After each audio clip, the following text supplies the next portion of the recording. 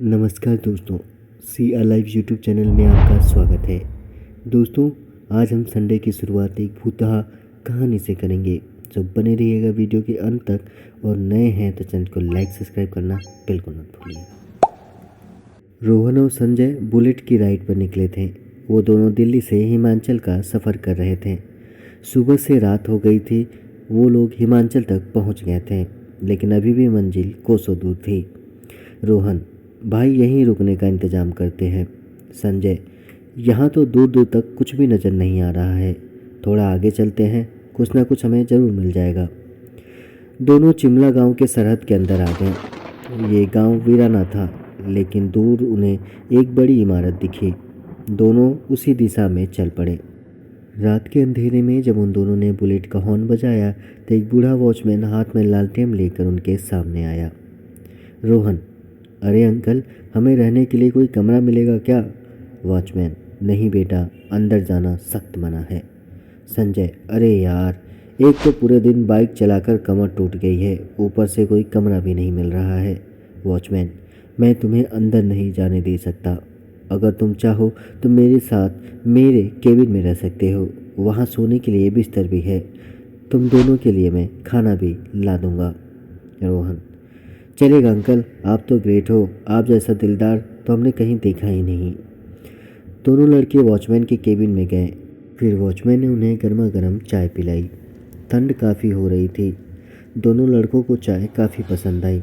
Watchman ने दोनों को खाना भी दिया और दोनों ने भरपेट खाना भी खा लिया। रोहन, थैंक यू अंकल, आपने हम दोनों की खूब मदद की है। वॉचमैन, कोई बात नहीं बेटा। रोहन, अंकल, ये तो डाकघर है ना, यहाँ तो रहने का इंतज़ाम होता है। इस डाकघर के अंदर जाने के परमिशन क्यों नहीं है? वॉचमैन, यह बहुत ही लंबी कहानी है बेटा। संजय, कहानी? वैसे हमारे पास बहुत समय है, आप सुनाइए, मज़ा आएगा। वॉचमैन, ठीक है। आज से 10 साल पहले की बात है। तुम्हारी तरह 3 राहगीर इस ओर आए थे। उन तीनों का नाम था करण, मनोज, विनय। तीनों एक ही कमरे में ठहरे, कमरा नंबर 13। मनोज, कल सुबह होते ही हम यहाँ से आगे चलेंगे। विनय, हाँ, वैसे भी इस इलाके में क्या है, पूरा इलाका ही वीराना है। करण, हाँ वो तो है, पर अच्छा है कि इलाके में ये डाकघर है, वरना हम सब क्या करते। मनोज, क्या करते का क्या मतलब, खुले आसमान में सोते। विनय, और खाते क्या, घास फूस। वो लोग बातें कर ही रहे थे, अचानक उन्हें किसी लड़की की हंसी सुनाई दी। करण, इस डाकघर में कोई औरत? ये क्या है? विनय, मुझे तो हंसी अपने कमरे में ही सुनाई दे रही है। उनमें से एक बाहर जाकर देखा तो हंसी बाहर सुनाई नहीं दे रही थी। विनय, हंसी अंदर ही आ रही है। मनोज, लेकिन यहाँ तो कोई भी औरत नहीं। आखिर हंसी ये आ किधर से रही है? वो लोग हंसी की दिशा खोजने लगे। अचानक डाकघर की बिजली चली जाती है और उनके सामने वो लड़की थी, सुजान। सुजान का बस चेहरा ही नज़र आ रहा था। मनोज, आप कौन हैं और हमारे कमरे में क्या कर रही हैं? सुजान हंसती रही और हंसते हंसते तीनों राहगीरों की मौत के घाट उतार दिया। अगली सुबह बस हमें उन तीनों की लाश मिली।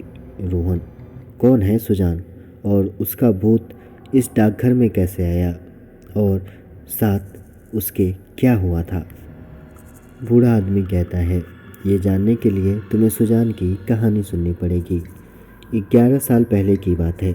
हमेशा की तरह टूरिस्ट हिमाचल घूमने के लिए आया करते थे और कई टूरिस्ट शिमला में भी ठहरा करते थे। ऐसे ही एक ग्रुप के साथ सुजान यहाँ आई थी। सुजान कमरा नंबर 13 में ठहरी थी। उस समय डाकघर के सारे कमरे फुल थे। सुजान बहुत ही खूबसूरत थी। सुनहरे बाल, गोरा रंग, हर एक की नज़र सुजान पर ही पड़ती थी। सुजान और उसके दोस्त 2 दिनों तक शिमला ही में रुके थे। सुजान के दोस्त पहाड़ों की तस्वीर ले रहे थे। रात में वो अपने अपने कमरे में सोने चले गए और अचानक आधी रात को सुजान के कमरे से चीखने की आवाज़ सुनाई दी। उसके दोस्त और हम लोग जब वहाँ पहुँचे तो सुजान ज़ोर ज़ोर से रो रही थी। हमने मिलकर दरवाज़ा तोड़ दिया, पर अंदर कोई नहीं था।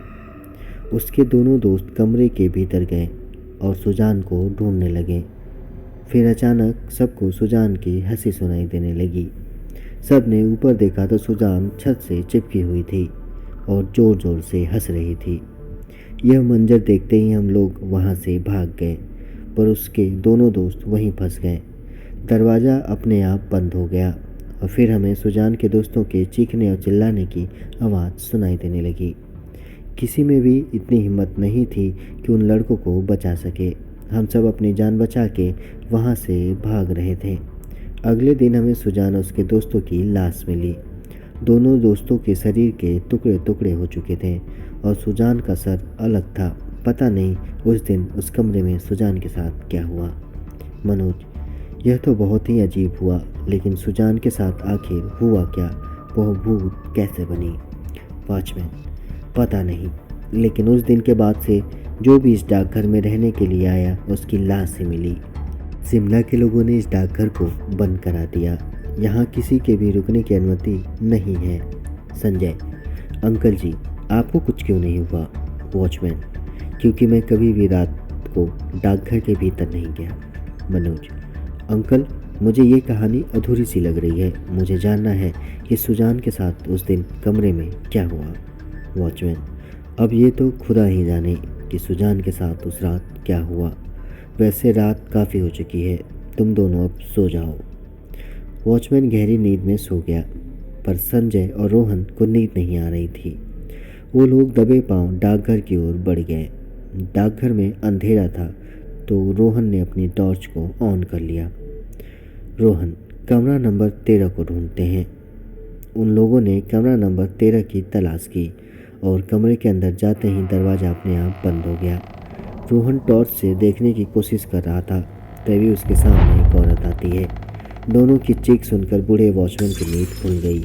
वॉचमैन, हे भगवान, मना किया था मैंने इसने अंदर नहीं जाने के लिए, लेकिन आजकल के बच्चे सुनते ही किसकी है। वॉचमैन अपना सर पकड़कर बैठ गया, क्योंकि वो जानता था संजय और रोहन की मदद नहीं कर सकता। डाकघर के अंदर जाना मौत को दावत देने से कम नहीं था। दोस्तों, आपको ये कहानी कैसे लगी और सुजान के साथ क्या हुआ, ये जानने के लिए हमारे पार्ट 2 का वेट कीजिए। अगर कहानी अच्छी लगी तो आप हमें कमेंट में ज़रूर बताइएगा। हम पार्ट 2 इसका जल्द ही रिलीज करेंगे।